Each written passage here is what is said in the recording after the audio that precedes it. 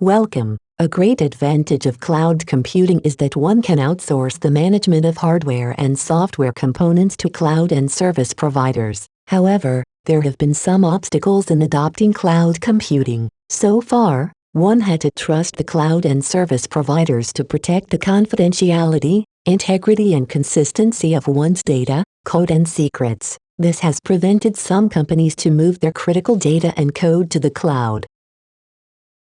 With confidential computing, one can reduce the required trust in the cloud and service providers. Confidential computing can protect the integrity, consistency and confidentiality of the data, code and secrets. Of course, one still needs to have some trust in the cloud and service providers. One needs to trust that they ensure the durability of data and the availability of services. Note, however, that durability and availability can be measured and monitored. Hence, one can define contracts with minimal durability and availability requirements and define payments in case these requirements are violated. One can then monitor these requirements and in the worst case, take legal actions to enforce the contracts. The confidentiality of data, code and secrets is much more difficult to measure and hence, to monitor. It is close to impossible to know if an adversary has access to, say, the management interface of a server, which might permit to copy the content of the main memory via this interface. Using confidential computing, one can store data and code in an encrypted region of the main memory. We call this region an enclave. One can verify that some code is indeed executing inside an enclave. In this way, one can ensure that no hardware nor any other code can access the data, the code or any secrets stored in this enclave. Confidential computing allows to build more secure applications. It also enables one to build new kinds of applications. We have multiple partners that work together. We show how the partners can protect their intellectual properties with the help of multi-stakeholder computations. An application might include multiple services contributed by multiple stakeholders. All stakeholders want to protect their intellectual property. In this example, we show how to isolate the services from each other. Let us first look at a multi-stakeholder problem. In many applications, multiple stakeholders contribute data and code. Some stakeholders will administrate services, and other stakeholders might provide data. Traditionally, one uses role-based access control to determine who can access which resource. The entity that is in control of the role-based access control has, however, complete control over all resources. In the context of confidential applications, every stakeholder must be able to protect her intellectual property, even if another entity defines the role-based access control. In practical terms, one stakeholder might be a cloud provider. These days, a cloud provider might operate a Kubernetes cluster to which one can deploy services and one can store data in volumes. Note that this cloud provider is also in control of the hardware and the hypervisor and the virtual machines in which Kubernetes runs. In other words, the cloud provider has access to all virtual machines that are used to run the services and to store the data. We need to ensure that the cloud provider cannot access the data nor the services. This needs to be enforced even if the cloud provider would change the software or changes the firmware that executes on a CPU. This implies that we need to be able to protect the services like S1 and S2 and the data despite the cloud provider operating the Kubernetes cluster. In this example, stakeholder 3 is in control of the Kubernetes cluster. This means that this stakeholder controls the roles of the individual entities. Typically, stakeholder 3 would have access to all resources. In particular, he could access all data and all in-memory content. This would imply that stakeholder 3 could access the data and code of their stakeholders like stakeholder 1 and 2 which run in the Kubernetes cluster of stakeholder 3. We show how to use confidential computing with Intel SGX and SCOAN to protect the services and data of stakeholders in case the services and data is managed by a different, untrusted stakeholder. Let's first look at an example before we dive into some more technical details.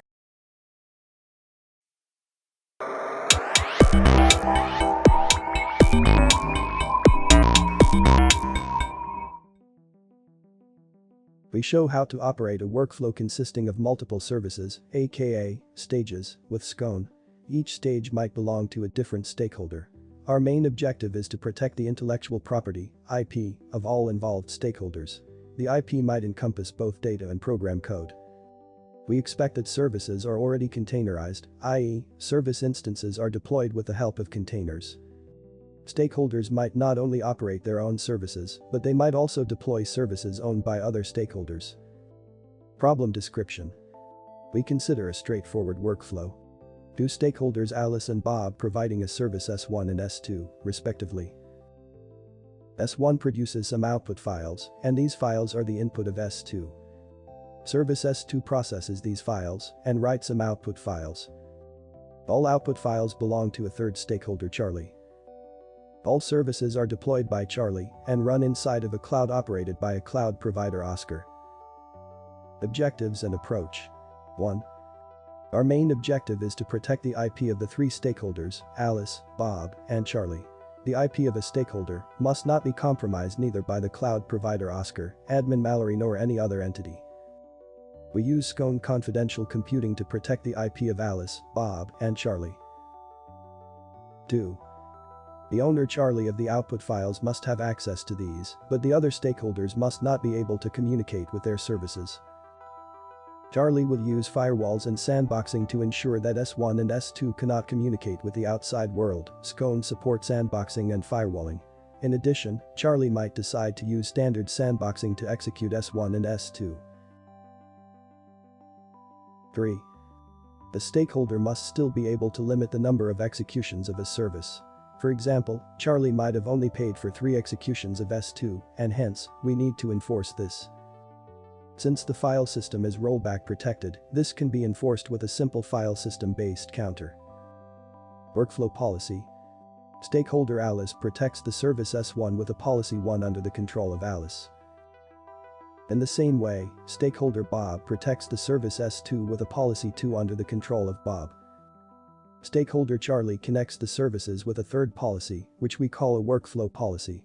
Technically, this is just a Scone policy that defines 2 encrypted volumes vol1 and vol2 and gives policy 1 the permission to access vol1 and policy 2 the permission to access both vol1 and vol2. Services do not need to be modified to become part of a confidential workflow. Via Sconeify image native services can be transformed into confidential services in just one step.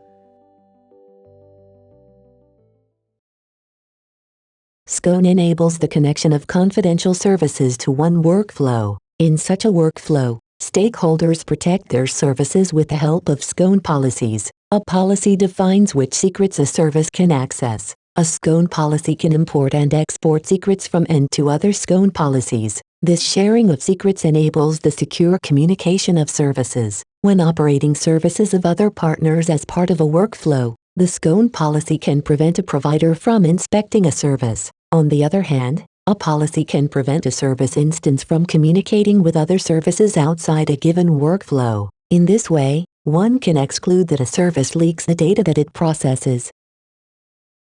A confidential workflow consists of a set of confidential services. Each service is deployed with the help of a container. Scone can build a confidential container image from a native container image. All files of such a container are typically encrypted, and only the deployed service sees these files in the clear. A workflow policy connects the individual services. The data can flow via encrypted Kubernetes volumes or via TLS connections. In either case, only services authorized by the workflow policy can participate in the communication. Such workflows are, for example, used in the context of health applications and manufacturing as well as machine learning.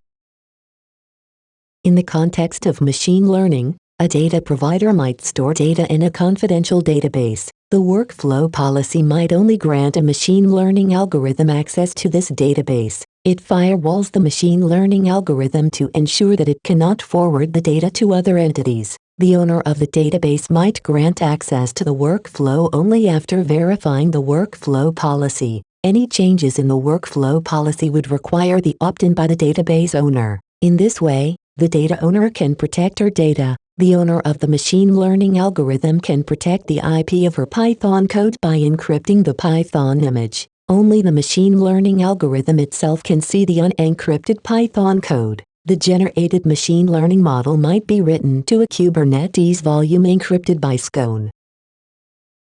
Let us now look at a simplified example that shows how to do this practically. In this example, we use 2 containers and 2 volumes. The service deployed by container 1 writes a file in volume 1. It then terminates and container 2 is started. The service deployed in container 2 will read the data from volume 1, perform some computation on the input and then write the data to volume 2. The volumes are created as normal Kubernetes volumes. We show in a bit how one can do this practically. Kubernetes volumes are persistent, meaning that the files will live until the volume is explicitly deleted. With a Scone policy, we cannot automatically encrypt these volumes. Technically, the Scone runtime, being part of the services running inside of Enclave, will encrypt all data that is written to these volumes. Of course, when the service reads a file, the Scone runtime automatically decrypts the data. Note that an operating system or Kubernetes can also encrypt the data at rest. However, in this case, the operating system or Kubernetes could see the data in plain text. In our trust model, we need to ensure that only authorized services running inside of enclaves can access these volumes as plain text files. Let us have a look on how to define such an encrypted volume and how to share the volume with other policies. In this case, we define 2 encrypted volumes v1 and v2. These encrypted volumes are generated by the workflow policy, which is just a standard Scone security policy. Each policy has a unique name. Similar to Kubernetes, Scone supports namespaces for policies. The Scone namespaces can be nested. A policy name can be viewed like a path of a file, and the directories in this path are namespaces. In this example, we use a variable called workflow namespace to denote this path. This variable helps us to ensure that multiple persons can run this example in different namespaces. In practice, one might want to use the same namespaces in Kubernetes and in Scone. Each policy is a namespace. One can define other policies and hence, namespaces in the context of a policy. In this example, we create policy 1 and policy 2 in the namespace of the workflow policy. Each policy must specify a version number. This is the version of the Scone policy language. Each policy has an access control section. This section defines who can read the policy, who can change the policy, and who can create sessions in this namespace. In this example, we do not define any explicit secrets as part of the workflow policy. Hence, we grant read access to everybody. This is denoted by the term any. This workflow policy can only be updated by the creator of this policy. The creator is identified by a public key. To update the policy, one needs to know the private key belonging to this public key. To simplify matters, Scone CAS determines the public key of the creator and stores it as part of the policy. In this way, one can just store the term creator as part of the access policy. The last section of the workflow policy defines volumes v1 and v2. By default, such a volume can only be accessed by service specified in the same policy. In this workflow policy, we do not specify any service. Hence, no service could actually access these 2 volumes. However, we export the volumes to other policies. v1 is exported to policy 1 and policy 2. These 2 policies can then grant access to v1 to services running in the context of policy 1 and policy 2. Access to volume 2 is only granted to policy 2. This means that the services running in the context of policy 1 can access v1 but not v2.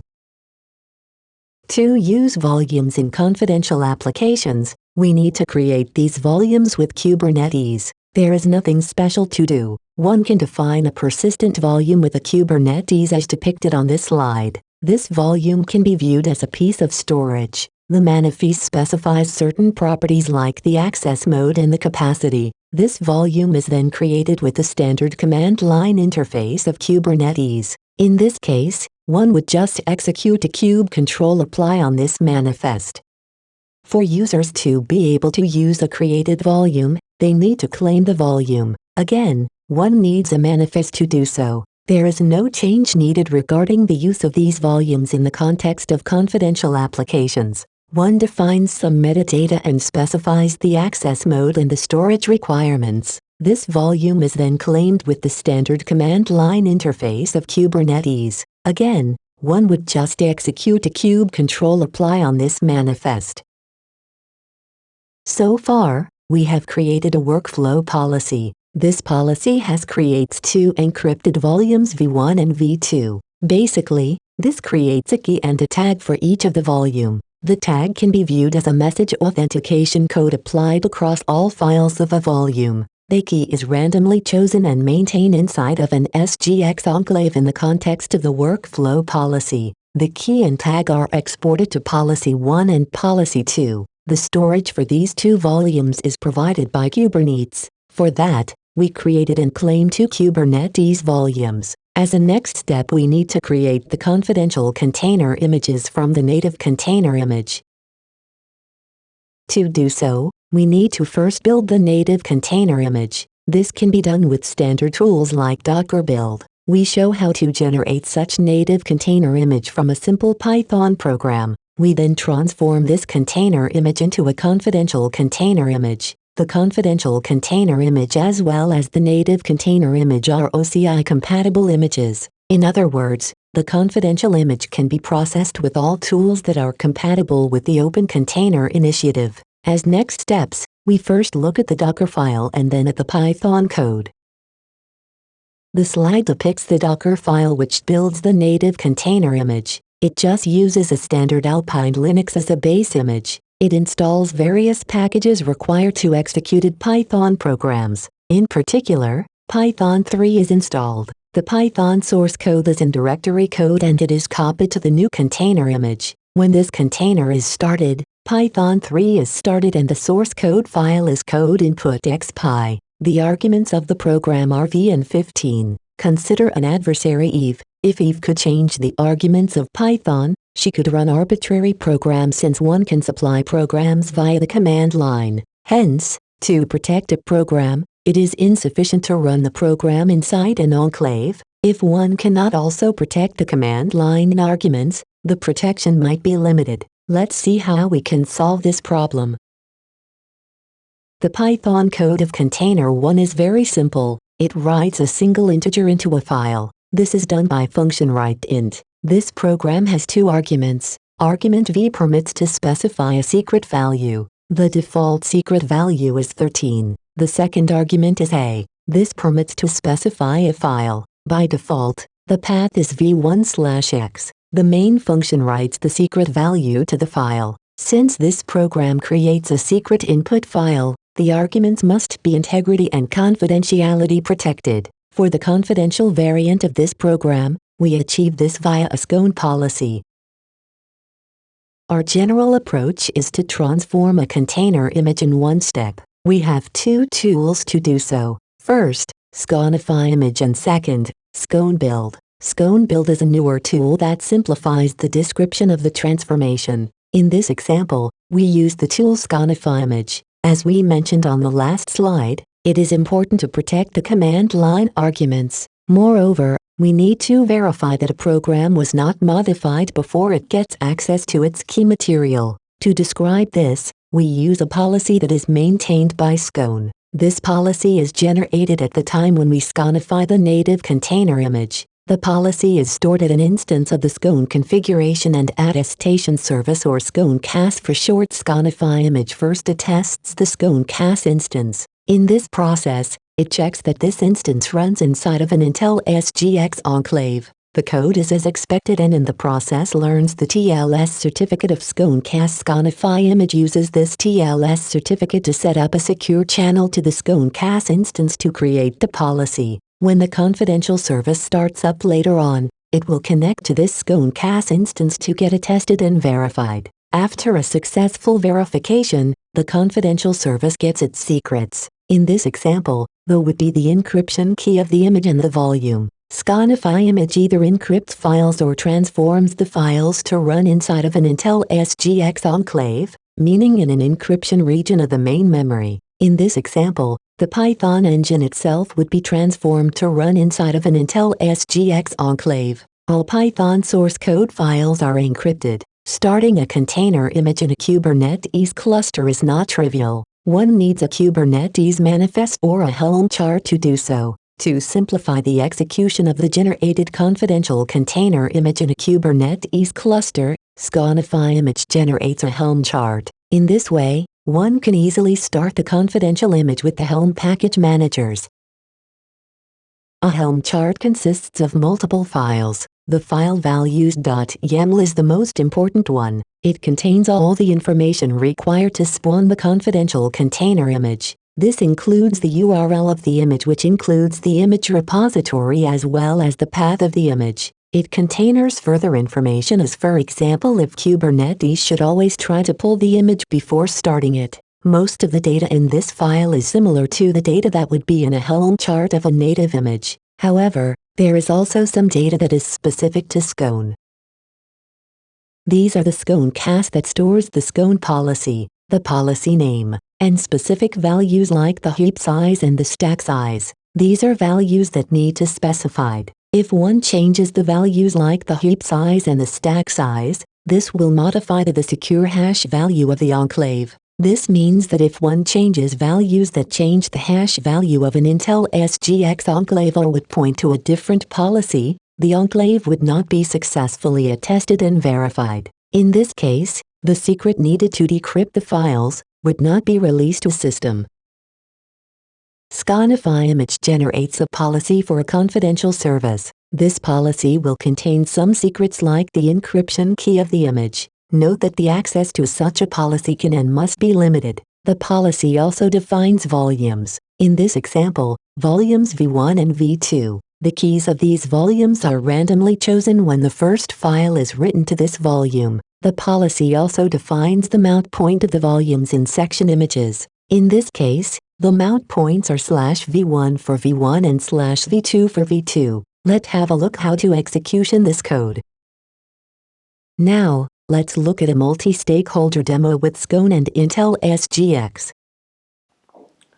Hi everyone. So in this demo we want to showcase how the Scone platform enables confidential multi-stakeholder workflows to take place in the cloud. So for this problem here we have a workflow which is just a collection of services that run and collaborate and communicate with each other. So in this case we have service 1 which produces some data, then this data is input of service 2 which then produces some more data. And the issue here is that each one of the services is owned by a different stakeholder, and each one of these stakeholders want to protect their intellectual property from the other partners, as well as from a Kubernetes administrator, as well as a cloud provider. Even someone with physical access to the machines will not be able to see what's going on inside of their confidential containers, right? So here we have service 1 and 2 that are owned by stakeholder 1 and 2, but we also have stakeholder 3, which is the one responsible for actually running the workflow. So you see that even though service stakeholder 1 and 2, they do not have control over the deployment of their services, they also are guaranteed to protect their intellectual property also from stakeholder 3, and they can even limit the amount of times that their service is able to run on stakeholder 3 cluster. Okay, so yeah, so how we do that? So if we look, have a closer look at the attestation. So we do that through what we call a workflow policy. So this is created by stakeholder 3, which is the one that runs the workflow, and stakeholder 3 owns the data that's produced by these two services. So if you look here, back at the diagram, so the data that's produced by the services is owned by stakeholder 3, and the data is encrypted. So even though the cloud provider would have access to the data is encrypted, so only stakeholder 3 can have a look at what's inside there. So in this case, this workflow policy will create the volumes that will enable the communication between the services. And policy 1 and policy 2, which are the policies for remote attestation that we create for service 1 and 2, they will then import the key, the shared key for the volumes that they need access to. So service 1 only needs access to volume 1, so we export volume 1 to policy 1, and also service 2 needs access to it, so we export for the two policies, and for volume 2 we only export to policy 2 because only service 2 needs access to this output here, right? So those policies, they are generated, they can be generated by our on-step transformation tool that we provide. So for example, if we focus here on the demo, we have the development flow. So normally in a CI/CD pipeline, what you have is that you generate your native container image. So you already have your pipeline in place, your development process, your testing, and you generate a native container image, and then you push it to a registry. So the advantage of having this one-step transformation that we call Sconify image, it's that you can plug it into an existing CI/CD pipeline, and then with this additional step, we have the confidential container image, which is a confidential version with an encrypted file system with associated remote attestation policies that we create automatically as well. And we also optionally can output some Helm charts or Kubernetes manifests to make it easier to deploy those confidential containers to the cloud. And then lastly, you just push it back to the registry as you do normally. So we can do that right now here. So I'm running this. First, I'm going to export the repository where I want the generated image to be pushed to. So I do that, and then I generate Sconify compute. And what this script does, it does three things. So I'm going to have a look at what's inside of Sconify compute.sh. If we look here, it does three things, and it does three things as three different people. So if you look here, as a stakeholder 3, we create a workflow policy, which is creating the volumes and then pushing it to a Sconcast, which is the service that stores the policies. And then each one of the stakeholders are going to transform their native images into confidential images, and also sort of import the shared keys for the volumes that they need access to. So note that each one of these steps is done, in real life it would be done by different people at different places. So we do all at once here just for demo purposes. And if you want to have a look at, for example, how this codification of service 1 looks like, we can have a closer look, for example, here, and you see that we do exactly what's described here in the development flow. So first we generate some native image, so just a regular Docker build, and then with this image we then run a Sconify tool. So we provide it as a container image, and here we're using just CLI arguments, but in the upcoming release we will also support a scon file just to make it easier for people to do this transformation. So just a regular YAML file. But here what we do is we taking this native image, and then we producing a confidential image. So here through this argument here we can configure how this codification is done. We can configure remote attestation. If you want integration to Azure services such as Key Vault or the Microsoft Azure Attestation Service, this is also possible through this set of switches here. You can see also here that we are defining the volume that we're going to use, and we're generating the charts. So this is just a one step, and we always want it to be as simple as that. So if we come back here, we see that it just finished. It means that we have everything in place. So the second step here would be to the deployment, right? So the deployment here, again, this is done by stakeholder 3, which is the one that owns the Kubernetes cluster. And we simply create volumes. In this case, we are using Azure, so we will create file shares in Azure to store the encrypted data, and then we run the services in sequence. So we use Helm to do that, and we run the service 1, and then we wait until it finishes, and then run service 2. So this is done in this another script here called deploy compute. So what we do is we create the volumes. So here we create persistent volume claims in Azure that are going to be bound by the application. So we use the generated Helm charts to deploy them, and then we wait, and then when they finish, we just print the logs and go to the next one. So we can go ahead and deploy them. And you see here on my right hand side I have two panels. So the first one on the top is looking at the pods deployed to this cluster, and this one at the bottom looking at the persistent volume claim. So you see that stakeholder 3 just created two volumes, so they just showed up here. If we go, and also deployed container 1, so service 1 is now running. If we go to the Azure subscription of stakeholder 3, we see that now we have two persistent volume claims here, actually two file shares that back those persistent volume claims. So we see that this one is empty. Now we see we created two volumes, right? So we see that service 1 just finished and now service 2 is running. So if we come back to the logs, we see that service 1 was deployed and then it was finished, and then this is the output for service 1. And then stakeholder 3 proceeds to start service 2, which will then read the data from one volume and write to the other. So now it's finished. We see that it completed, and this is the output for service 2.